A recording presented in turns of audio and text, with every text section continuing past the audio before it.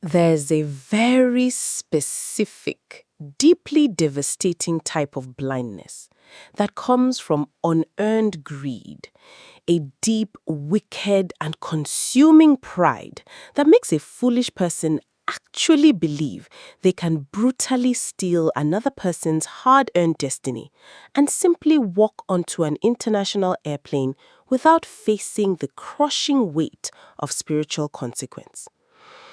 And so, as Bisi stood arrogantly beneath the bright, glaring fluorescent lights of the departure gates at Murtala Muhammed Airport, wearing her heavily stained, tight red lace dress and holding a stolen brown envelope like a heavy gold crown, she had absolutely no idea that the universe was about to violently teach her the most humiliating lesson of her entire life. But to truly understand this impending and complete destruction, we must rewind the hands of time and go back into the suffocating heat of the cramped, dimly lit, zinc-roofed tailoring rooms of Surulere, where her older sister Kemi sat permanently hunched over a violently rattling, broken manual sewing machine, her calloused, darkened fingers literally bleeding for a desperate dream that nobody else in the world could see. And if you have ever felt like you are carrying the heavy, agonizing weight of the world completely alone, while everyone around you blindly takes advantage of your silent labor, hit the like button right now because this painful story is specifically for you.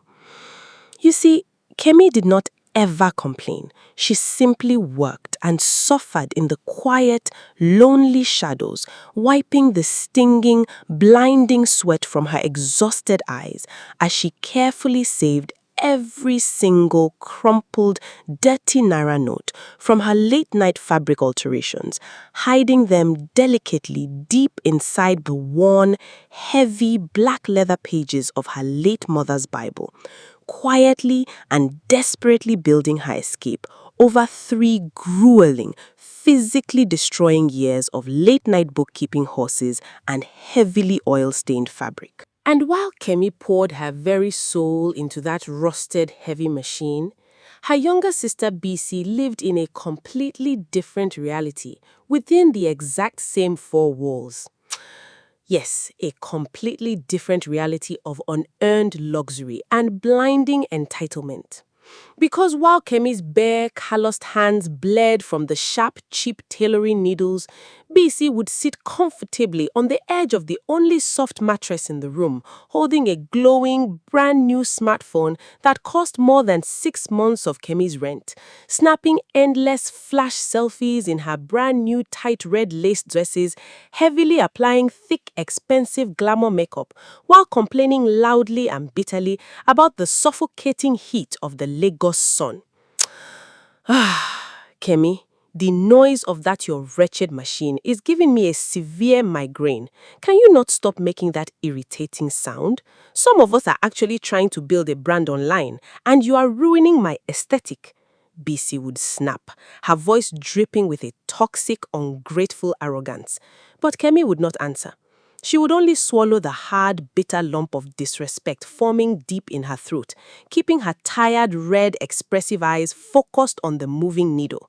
Because she knew that arguing with a fool only drained the precious energy needed for her survival.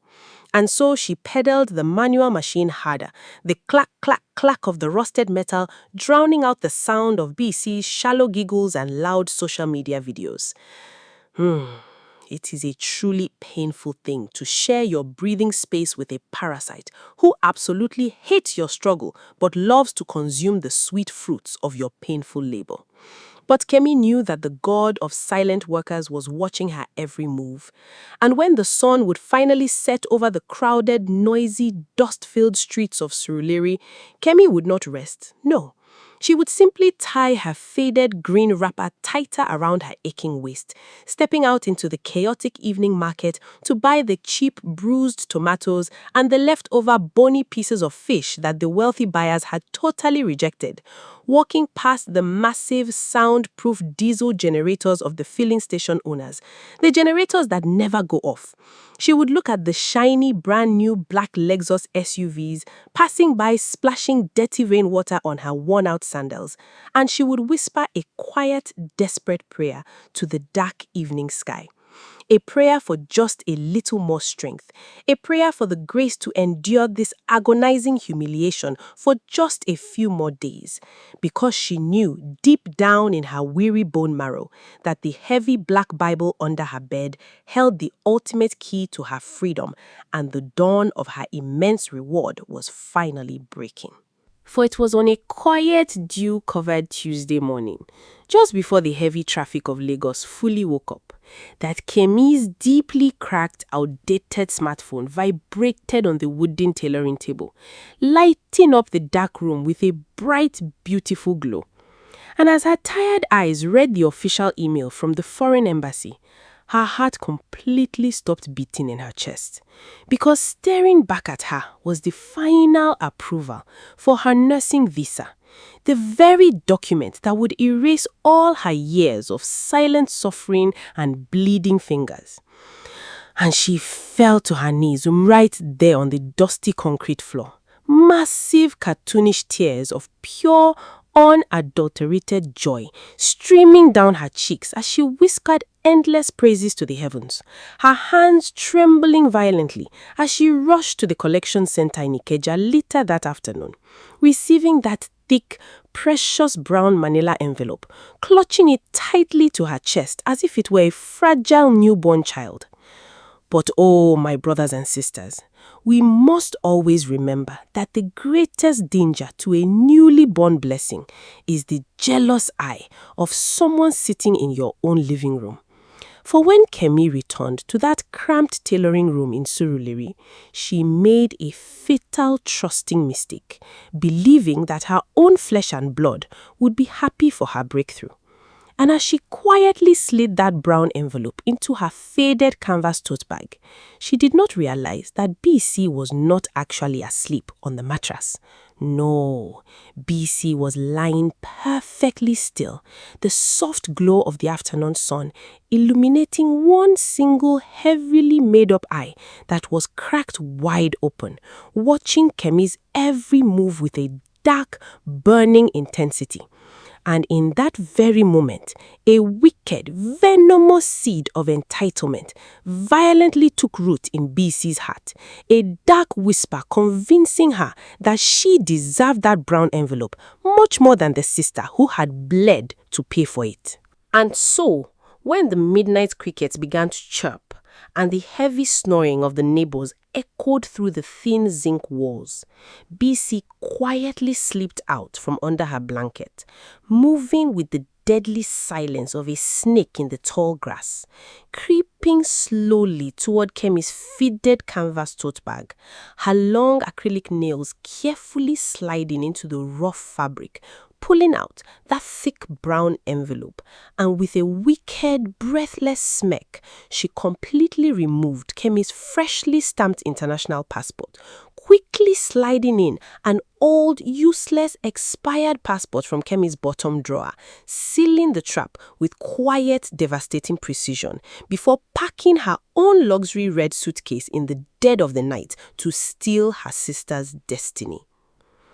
But the very next morning, totally unaware of the brutal betrayal sleeping right next to her, Kemi woke up to face the most impossible task of her entire life. Because to pay for her final flight clearance fee, she had to manually sew 50 heavy traditional wedding garments in less than 48 hours. And as she sat back down at that rusted heavy iron machine, her physical body began to violently shut down.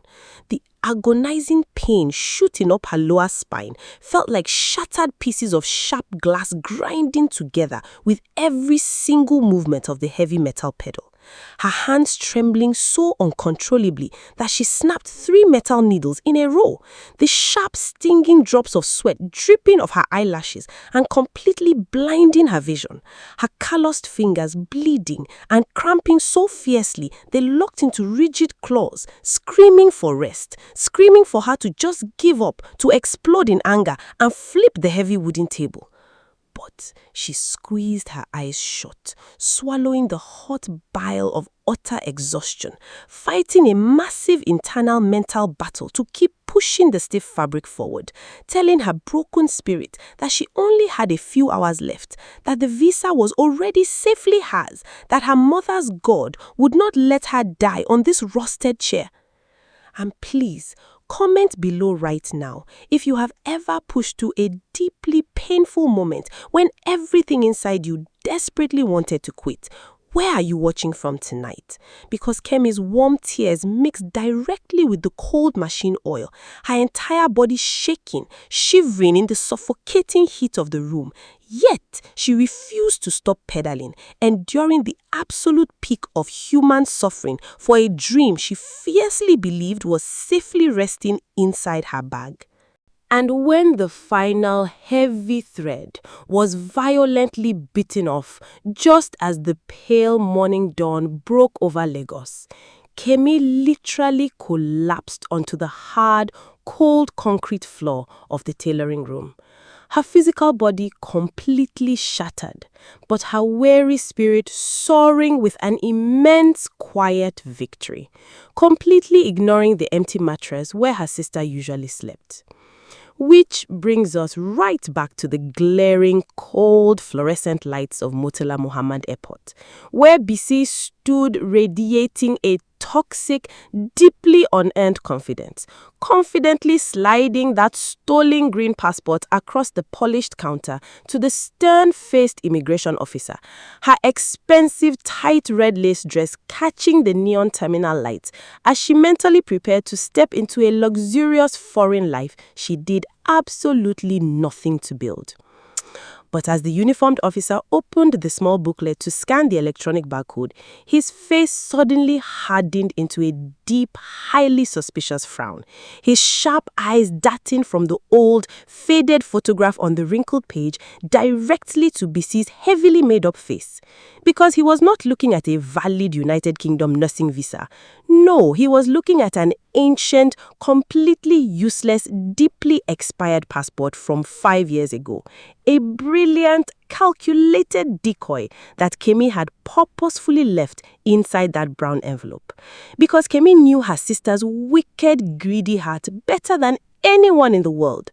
And as the loud, blaring red alarm of the security scanner suddenly echoed through the crowded international terminal, the arrogant, mocking smile completely dissolved from Bisi's face, replaced instantly by a pale, heavily sweating mask of absolute paralyzing horror as 2 heavily armed airport security guards aggressively grabbed her shoulders, harshly detaining her for attempted international identity fraud, while the entire crowded departure lounge stopped to point and stare at her crushing, devastating public humiliation. I'm back inside that quiet, suffocatingly hot tailoring room in Surulere. Kemi's deeply cracked smartphone began to ring violently, the caller ID flashing Bisi's name over and over again in a desperate, frantic panic. But Kemi did not even reach for the phone. No, she simply let it ring out into the dusty air, slowly pushing herself up off the cold concrete floor, her aching body moving with a profound, unshakable peace as she walked over to her small, creaking wooden bed, reaching deep underneath it to pull out that worn, heavy, black leather-bound Bible. You see, a wise woman never leaves her true destiny sitting loosely in a canvas bag for the wicked to snatch. And as her trembling, calloused fingers gently opened the ancient yellowed pages, she smiled through her remaining tears, pulling out her actual brand new international passport, safely housing the heavily stamped United Kingdom nursing visa. By the time the golden afternoon sun bathed the busy streets of Lagos, Kemi was already walking gracefully through those very same airport doors, wearing a simple, perfectly ironed modest green Ankara dress, rolling her single battered suitcase toward her glorious new life, entirely unbothered by the heavy chains of jealousy she had finally left behind forever. Indeed, the universe has a highly specific, poetic way of rewarding those who endure the darkest nights without letting their hearts turn dark. So, before you go, please subscribe right now so you never miss these powerful stories that remind us that our true character is deeply tested in the painful, silent moments. Keep your heart soft. Never let the wicked force you to show them your final card. And click the video on your screen right now for another beautiful African tale.